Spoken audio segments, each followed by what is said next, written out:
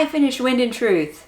I did it in the 10 days that I thought I would too, which is awesome because it was like I'd read it from the 6th through the 16th, which technically was a horrible idea as I got sick and so tired that I don't remember most of what I read. So this short video is just going to be chopping up the basics of spoiler freeness and my feelings. And we'll do an in-depth review on the reread when more things will stick, more connections will stick, hopefully. How to talk about book 5 in a series. Oh my goodness. Does this set us up for the next arc?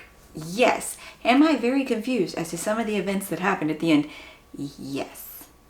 Now, the plot of this one takes place over the 10 days, plus a little bit, at the end, that is leading up to the Contest of Champions that Dalinar got Odium to agree to at the end of Rhythm of War. I mean, it wasn't a contract, but then there was concessions made, and it was all kind of changed slightly at the end of Rhythm of War. I don't know why I keep saying that.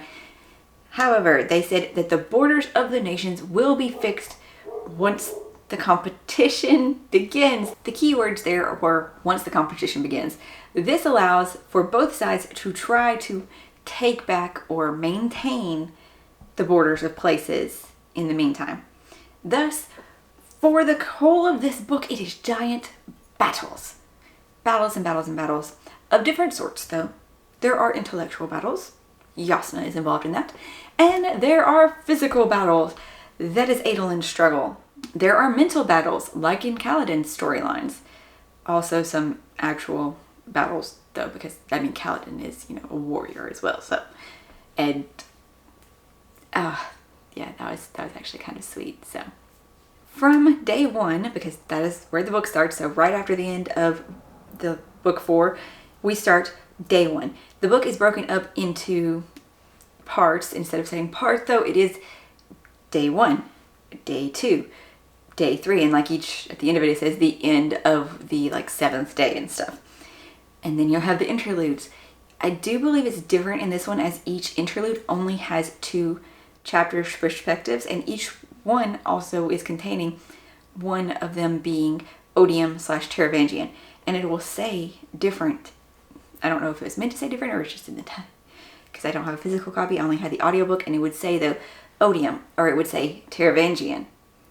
And I feel this is significant because Taravangian's mind is still melding with the power of Odium that he received in the last book. And each of our characters is going to be sent to different locations around Roshar, as our setting of this book is pretty much everywhere. Except one, which I guess I can't say because that's a spoiler. Because some of our characters start here, some of our characters start here, but with the battlefronts they have to go to the different spots. So our characters are kind of grouped off and sent in different directions. Some of them accidentally. That's a spoiler, maybe, slightly, but we're going to go ahead and say some of our characters sent on their side quest accidentally. That was not the plan for them. I no longer even remember what the plan that they were supposed to be doing. Oh, well, but those 2 weren't involved with that. Why were they there? Our 3 main characters are, of course, Kaladin, Dalinar, and Shallan. And through these, you will still see them trying to grow and go through on their radiant journeys. So Shallan is having to accept truths, which what it bombshelled into what that was. I kind of saw it building up, but really, I only saw it building up in this book. Should I have seen it in other books? I saw it happening through this one, and I was like, oh, yeah, that makes sense. Okay, so that was a big truth for Shallan.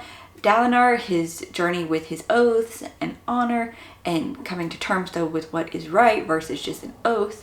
Then Kaladin, and of course his mental health and helping others with their mental health. That was a big part of Kaladin's journey. And accepting the things. I didn't like where Shallan ended up. I was like, how could you do that to them, Sanderson? And Kaladin's, I'm still a bit confused as to how all of that played out. Dalinar's sad.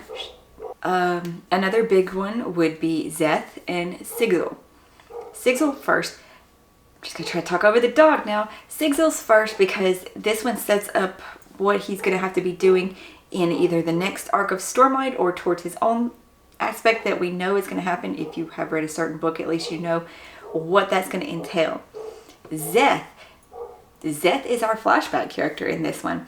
While some of the things made me a tad confused as to how they lined up, just a bit, but I guess I guess it makes sense at the same rate. It's questionable. It is a questionable. But unlike in the last book, the flashbacks go from very early on. Like in Rhythm of War, I feel like the flashbacks didn't start until halfway through. Okay, that's all I probably could say for the characters before I start devolving into like tangents and stuff. Oh, and of course the epilogue is wit. Of course it is. Oh, who was the prologue this time? Gavilar. Right, hated the prologue. And since we'd had Navani at the beginning of the last one, and it was a similar-ish scene, it starts like before the scene from Navani's perspective, I didn't like it. That's probably all I could say without spoilers. I liked the book. I still, though, am not, I don't know, it's hard to move on from this and know that it'll be years before we get it. I no longer think there's going to be quite as big a time jump as I thought there was going to be because of events at the end. So there's that. It's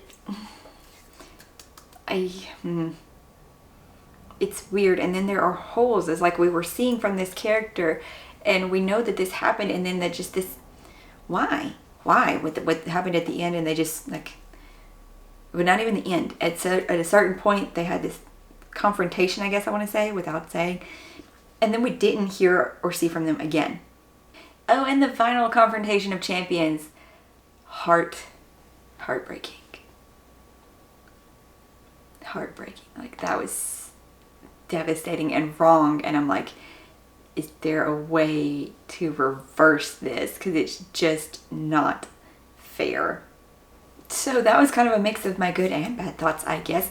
Did I enjoy the book overall? I think I already said yes. It did come out still to be like a 4.5, but I don't remember most of the beginning of the book at this point. So things will hit. I have seen somebody say, I haven't really watched any reviews except like I saw one on Instagram, so it's like a real small one and everything, saying that, you know, you really need to read the other Cosmere books before this one.